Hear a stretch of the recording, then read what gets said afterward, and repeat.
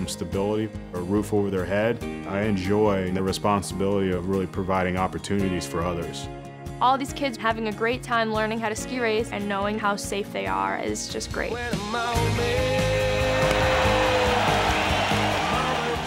know, every day I wake up, I have a reason to get out of bed because we're really selling hope. And it's amazing how a flicker of light can really change your life. In just a few hours, the city of Atlanta plays host to the Final Four, a showcase for the best in college basketball. For the next 30 minutes, we'll focus on a collection of former student athletes who exemplify the finest principles of collegiate sports. Hi, everybody, I'm Ernie Johnson, and welcome to the Buick Human Highlight Reel. We've gathered the stories of 4 former NCAA student athletes who have used what they learned on campus to make a positive impact in their communities. At the age of 12, Jeff Keith faced the challenge of his life. It was a battle that put him on a road that he still travels today, helping fellow survivors become whole again.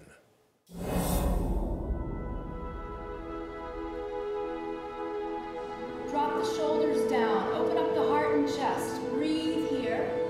This is a sanctuary for rebuilding, for rejuvenation, of peacefulness, of calm, and we find our balance here.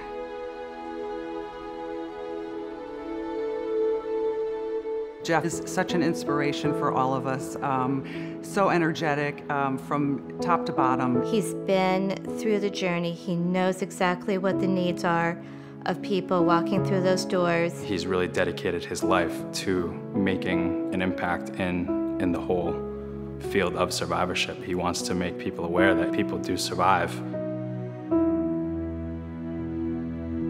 December 1974, I had made the Pee Wee Hockey All-Star team, and life was pretty good.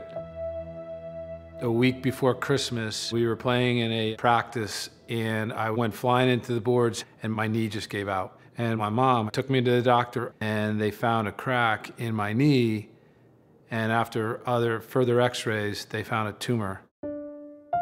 They were sure that cancer would go away if they amputated, but I didn't understand what the word amputated meant. And then they said I would be followed by about 2 years of chemotherapy with these harsh drugs, but if I could get through that I would have the chance of living. It was in the dark ages of chemotherapy, and my mom and I would drive up every 4 weeks to Dana-Farber Hospital in Boston. The nurses and the doctors were great, but the environment was horrible. And then being in rooms shared by 4 or 5 kids, I'd go back and I'd expect to see the same kids in the room, and I'd ask my mom what happened to Brooke, what happened to Joanne, and she said, "They're not here anymore, Jeff."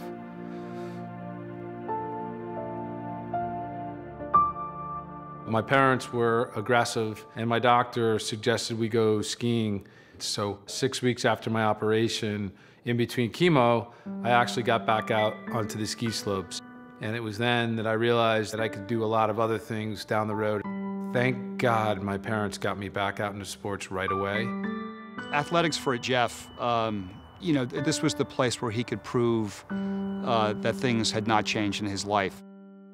Matt and I were best of friends. We're on the same high school ski team. We're captains and also on the same lacrosse team. And we both said if we got into Boston College, we would be roommates and go off and play on the same team. The fact that he had to overcome a lot of challenges to compete is what drove Jeff back in 1980, and quite frankly, is what drives him, you know, every day that he's alive. Today, all flags in Canada were ordered flown at half-staff to honor Terry Fox. He lost a leg to cancer, strapped on an artificial limb, and started running across Canada. Terry Fox died on my birthday, June 28th, 1981. I had been following Terry's run for 3 months, and when Terry died, I made a commitment to myself that I was going to run from Boston to Los Angeles, and I'm going to raise money for cancer.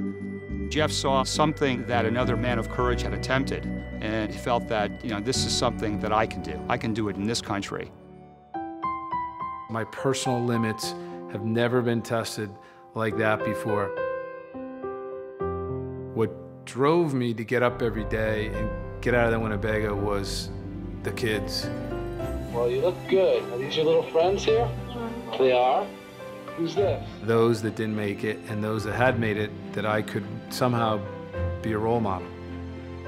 It was life-changing for me, and I always look back and say, you got through it, you can get through anything. But we weren't done after the run. Matt and myself decided we wanted to create events across the country that would raise money for cancer, and that was the beginning.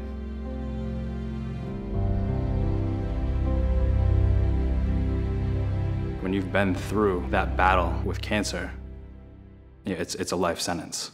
It's something that you deal with for the rest of your life. In 2004, I wanted to find out what would be the long-term effects of the drugs that I took. And it was pretty scary.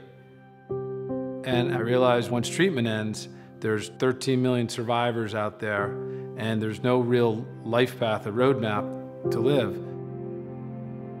A lot of survivors don't want to go back to where they're treated, and I know exercise and nutrition saved my life.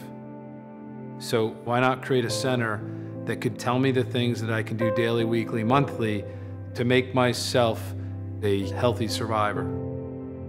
The Center for Survivorship is the first standalone center of its kind in the country. It's more than just a wellness center. It is a place where we're really selling hope. People should be proud of being a cancer survivor and overcoming the disease because it makes you a much stronger person. Cancer could have been maybe the best thing that ever happened to me, and losing my leg made me work harder. You know, every day I wake up and I get out of bed, I have a reason to live because I'm helping cancer survivors. Coming up, we visit with a duo of former student athletes who are making a difference in young adults' lives by giving them the tools to succeed.